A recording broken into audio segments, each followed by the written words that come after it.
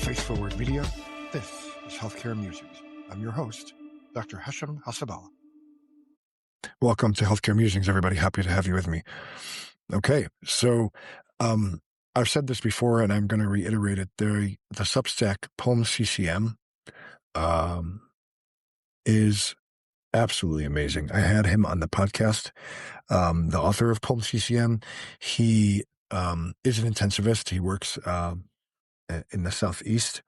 He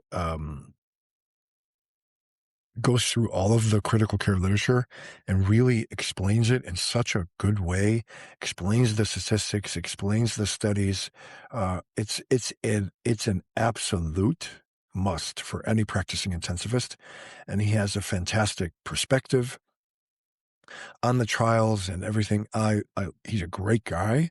And his Substack is absolutely essential reading for every practicing intensivist.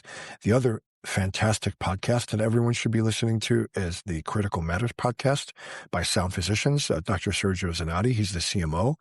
Again, he has authors of studies and he explains things. These two resources are absolutely a must for practicing clinicians. I love the Poem CCM Substack. And on June 12th, he published an analysis of the ARISE fluids trial. And this is, again, another vindication for Dr. Hassabolus in the literature. And he goes through, in the beginning, the whole history of what led to this persistent attempt to show that restrictive fluids in sepsis management is better. And every single randomized trial thus far has shown that restrictive fluid resuscitation is not better than liberal. It's not worse, okay? But it's not better, right? And so I say it's the vindication of Dr. Hassabolus. That's the nickname that they gave me because I'm always giving fluid boluses as the initial treatment for hypotension. And in this particular Substack, he goes through all of the previous studies with the early goal-directed therapy by Rivers, and then subsequent randomized trials between restrictive and liberal, the Classic in 2022 and the Clovers in 2023. And so then this is the latest trial, the ARISE fluids trial out of Australasia. And it was 51 sites studying 1,000 adults who presented to the ED receiving a diagnosis of sepsis, high lactate, and hypotension after no more than a liter of IV fluid. And they were randomized to receive either a restrictive, meaning vasopressor forward, or liberal fluid strategy, right? And there was a difference in the two groups as far as the fluids that were received. Fluid restriction led to higher vasopressor use, 87% versus 68%, okay? But there was no difference in the primary outcome, which was days alive and out of the hospital through day 90. So both arms had 76 days alive and out of the hospital at day 90. So both arms had 76 patients, right?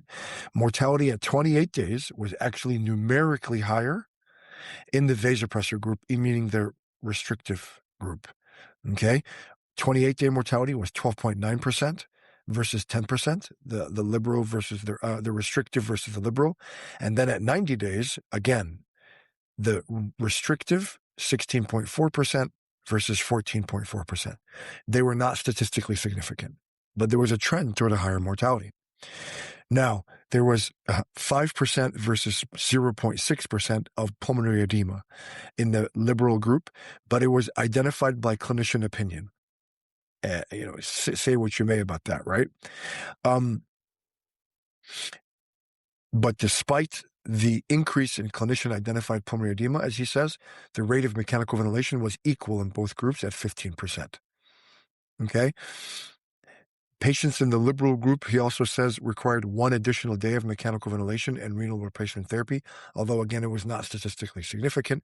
And what was interesting is that most of the pressors were through a peripheral IV. So, for me, really, this is a vindication of Dr. Hassabolus. Like I said, this is yet a third randomized trial that vindicates Dr. Hassabolus, right? And what I like about this particular subsect is that he says both people can use the trial as further evidence for their side, right? And so, he's saying after initial fluid bolus, 1 or 2 liters, for patients without volume depletion, restricting fluids, and relying on vasopressors is reasonable. He said 30 cc's per kilo was always an arbitrary figure, and over-resuscitation causes pulmonary edema and possibly adds time on the ventilator or dialysis circuit. And iatrogenic volume overload is a bad thing. And the vindication of the Dr. Hassaboluses of the world, liberal fluid resuscitation is generally superior from a practical clinical standpoint. A fluid-forward approach reduces the need for vasopressors, which reduces the need for ICU admission. Pulmonary edema is not a hard clinical outcome and did not increase the need for mechanical ventilation in either the ARISE fluids or the Clovers trial.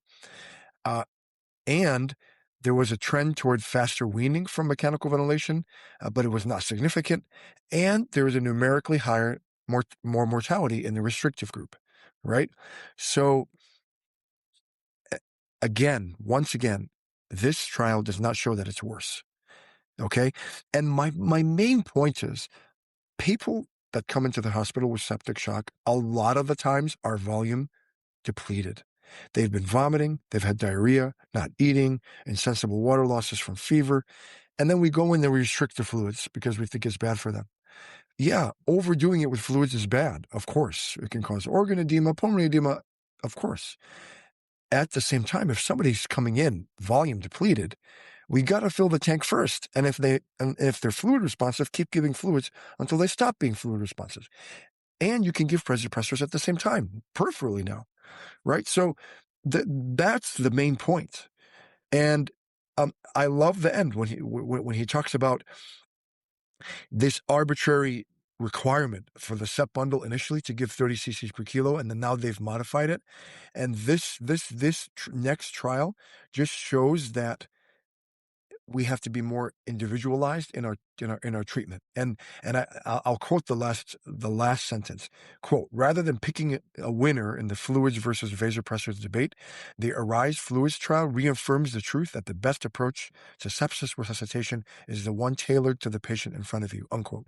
He's so right about this. And at the same time, I can't resist crowing that there's another randomized trial, the third randomized trial that shows that restrictive is no better than liberal. And in fact, even though it wasn't statistically significant, there was a trend toward a higher mortality in the restrictive group. So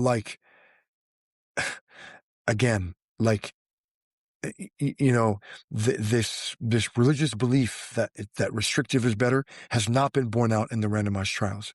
And this is now trial number 3 that vindicates Dr. Hassabolus. At the same time, I completely agree with the author of Poem CCM, the person I call the evidence-based medicine guru, that really we should tailor it to the individual patient. If the patient's fluid responsive, keep giving fluids. If the patient's not fluid responsive, then stop and do vasopressors.